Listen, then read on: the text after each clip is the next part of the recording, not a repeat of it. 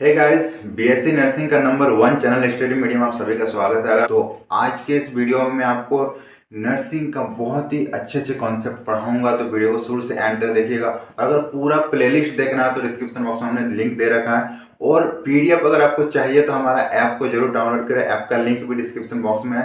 तो क्लास को एंड तक देखिएगा और पसंद आए तो लाइक जरूर कीजिएगा। चलिए शुरू करते हैं आज का क्लास। पहला क्वेश्चन से, भारत में कृषि का प्राचीनतम साक्ष्य कहाँ से मिला है? हड़प्पा, मेहरगढ़, सरायनाहर या फिर बुर्ज होम।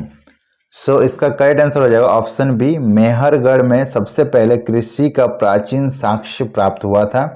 इससे यह पता चलता है कि प्राचीन काल में भी कृषि होती थी, वो मेहरगढ़ से ही पता चला था। नेक्स्ट क्वेश्चन से, एलोरा की गुफा और शैलकृत मंदिर है बौद्धों के लिए, बौद्धों और जैन दोनों के लिए, हिंदू और जैनों के लिए, या फिर हिंदू बौद्ध और जैनों तीनों के लिए? सो इसका करेक्ट आंसर हो जाएगा ऑप्शन डी, हिंदू बौद्ध और जैन तीनों के लिए। ठीक है, एलोरा की गुफा में अगर आप जाओगे तो आपको जो मंदिर दिखेंगे वो कुछ मंदिर हिंदू के लिए होगा, कुछ बौद्धों के लिए और कुछ जैनों के लिए। तीनों धर्म के लिए वहां पे मंदिर अवेलेबल है। नेक्स्ट क्वेश्चन से, श्रवण बेलगोला में गोमतेश्वर की मूर्ति का निर्माण किसने कराया था? चंद्रगुप्त मौर्य ने, खारवेल ने, अमोघवर्ष ने, चामुंड राय में? तो इसका करेक्ट आंसर हो जाएगा ऑप्शन डी, चामुंड राय ने। ठीक है, श्रवण बेलगोला में गोमतेश्वर की मूर्ति का निर्माण चामुंडा राय ने कराया था। नेक्स्ट क्वेश्चन से, लॉर्ड कार्नवालिस ने स्थायी बंदोबस्त किसके साथ किया था? किसान, जमींदार, खेतीहर मजदूर या फिर ठेकेदार? सो इसका करेक्ट आंसर हो जाएगा ऑप्शन बी, जमींदार। ठीक है, लॉर्ड कार्नवालिस ने जमींदार के साथ स्थायी बंदोबस्त को लगाया था। ठीक है, वेरी इंपॉर्टेंट है। मैं जितने भी क्वेश्चंस आपको पढ़ा रहा हूं आप बस इतना पढ़ जाओ, आपका जीके से एक भी क्वेश्चन नहीं छूटने वाला है। इसमें सारा सब्जेक्ट कवर है। ठीक है, सारा टॉपिक इसमें कवर है। नेक्स्ट क्वेश्चन से, क्रिप्स मिशन किस वर्ष भारत आया था? 1939, 1940, 1941 या फिर 1942? तो इसका करेक्ट आंसर हो जाएगा ऑप्शन डी, 1942। 1942 में क्रिप्स मिशन आया था। ठीक है, नेक्स्ट क्वेश्चन से, आधुनिक स्थानीय स्वशासन का प्रारंभ किसके काल में हुआ था? Lord Irwin, Lord Ripon, Lord Curzon या फिर लॉर्ड ऑफलैंड? तो इसका करेक्ट आंसर हो जाएगा ऑप्शन बी, लॉर्ड रिपन। ठीक है, आधुनिक समय में जो स्थानीय स्वशासन हुआ था, स्थानीय स्वशासन, वो लॉर्ड रिपन के टाइम में हुआ था। नेक्स्ट क्वेश्चन से, निम्नलिखित में से किस घटना ने पहली बार गांधी जी को असहयोग आंदोलन प्रारंभ करने के लिए प्रेरित किया? पहली बात ये क्वेश्चन भी आपको दे सकता है, असहयोग आंदोलन किसने शुरू किया था? आंसर इज गांधी जी ने। ठीक है, दूसरा, असहयोग आंदोलन कब स्टार्ट किया गया था? 1920 को। ठीक है, 1920 को असहयोग आंदोलन। ओके, अब देखो ऑप्शन क्या है। पहला 1999 में 1990 में भारत सरकार अधिनियम से असंतुष्ट होने पर। ऑप्शन बी, 1922 में चौरी चौरा शांतिपूर्ण प्रदर्शनकारियों के जो ब्रिटिश टीपीओ द्वारा हत्या करने के कारण, या फिर 1919 में रॉलेट एक्ट लागू होने से, या फिर 1942 में क्रिप्स मिशन वार्ता का असफल हो जाने से। तो अब आप आसानी से यहाँ से टिक लगा सकते हो। देखो मैंने बता दिया 1920 है तो पहला तो ये ऑप्शन नहीं होगा, 1922 है और ये ऑप्शन नहीं होगा। बाद का काम कैसे होगा? ये तो पहले का ही काम होगा, क्योंकि असहयोग आंदोलन जब शुरू हुआ 1920 में, तो कुछ काम उससे पहले ही हुआ होगा, तभी शुरू हुआ था। ठीक है, तो इसका आंसर हो जाएगा ऑप्शन सी, 1990 में रॉलेट एक्ट लागू हो जाने से असहयोग आंदोलन स्टार्ट हुआ था। नेक्स्ट क्वेश्चन से, बंगाल विभाजन को कब निरस्त किया गया? 1909 में, 1910 में, 1911 में, या फिर कभी निरस्त नहीं हुआ था? तो बंगाल विभाजन रद्द हुआ था, वो हुआ था कब? तो वो हुआ था 1911 में। और बंगाल विभाजन हुआ कब था? 1905 में। ठीक है, बंगाल विभाजन हुआ था और 1911 में ये रद्द हो गया था। नेक्स्ट क्वेश्चन से, पूर्ण स्वतंत्रता के लिए कांग्रेस का प्रस्ताव निम्न में से किसके समय में पारित किया गया? Lord Chelmsford, lord Wavell, lord Irwin, lord Wellington? So इसका करेक्ट आंसर हो जाएगा option C, lord Irwin. Next question से, मुस्लिम लीग ने सर्वप्रथम किस वर्ष मुसलमानों के लिए एक पृथक राष्ट्र की मांग की थी? 1940, 1942, 1960 या फिर 1946। तो देखो ये 60 जो है ये आज़ादी के बाद का डेट है, ये नहीं हो सकता, इसको हमने एलिमिनेट कर दिया। Answer is option A 1940। 1940 में मुस्लिम लीग ने क्या किया था, मुसलमानों के लिए अलग से राष्ट्र की मांग की थी, जबकि ये नहीं हुआ। नेक्स्ट क्वेश्चन से, जालियांवाला बाग हत्याकांड के समय भारत का वायसराय कौन था? कर्जन, चेम्सफोर्ड, वेलिंगटन या फिर वेवेल? सो इसका करेक्ट आंसर हो जाएगा ऑप्शन बी, चेम्सफोर्ड। चेम्सफोर्ड उस टाइम थे, ठीक है, असहयोग आंदोलन के टाइम भी थे, ये 1920 के आसपास थे। तो असहयोग आंदोलन के टाइम भी थे और रोलेट एक्ट के टाइम भी थे, जालियांवाला बाग भी उसी टाइम हुआ था, और आपका जो चोरी चोरा कांड है वो भी, ठीक है, तो सभी चेम्सफोर्ड के टाइम हुआ था। नेक्स्ट क्वेश्चन है, वास्को डी गामा समुद्री मार्ग से भारत कब आया था? 1398, 1498, 1489 या फिर 1598? वेरी इंपॉर्टेंट क्वेश्चन है। तो इसका करेक्ट आंसर हो जाएगा ऑप्शन बी, 1498 में वास्को डी गामा भारत आया था, ठीक है। और ये भारत कैसे आ गया था? तो ये कहाँ का रहने वाला था? ये अफ्रीका का रहने वाला था। भारत यहाँ पे, ओके, यहाँ पे ये यूरोप है, यहाँ पे इंडोनेशिया है और भी बहुत सारे देश हैं। तो यहाँ पे वास्को डी गामा यहाँ से निकला था, ठीक है, यहाँ से निकला था, पुर्तगाली था ना, तो इस जगह पे पुर्तगाल था। तो यहाँ से ये निकल के मान लो यहाँ से निकला था, तो इसको जाना था इंडोनेशिया, ठीक है, इंडोनेशिया जाना था।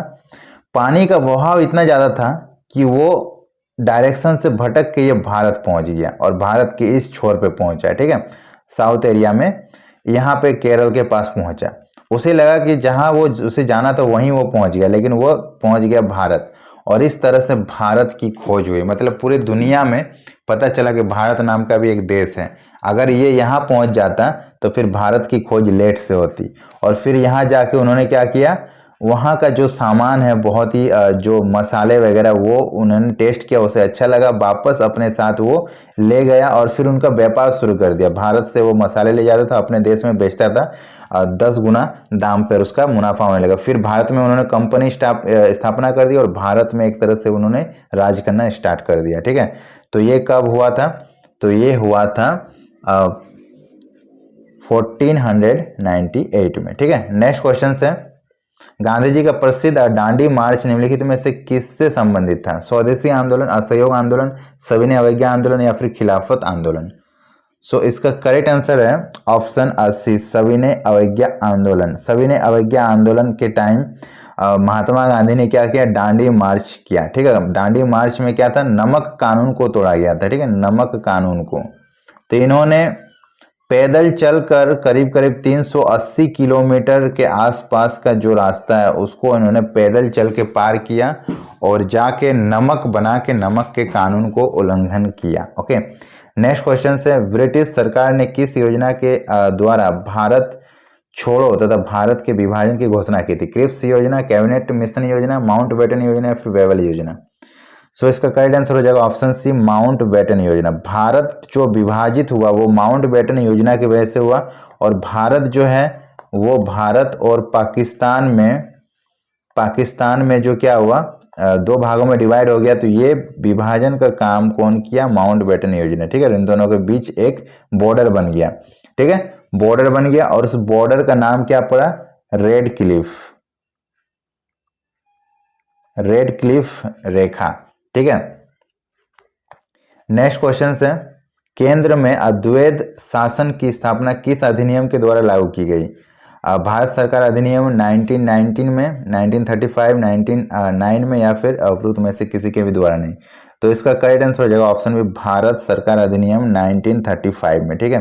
केंद्र में द्वैध शासन की स्थापना हुई थी।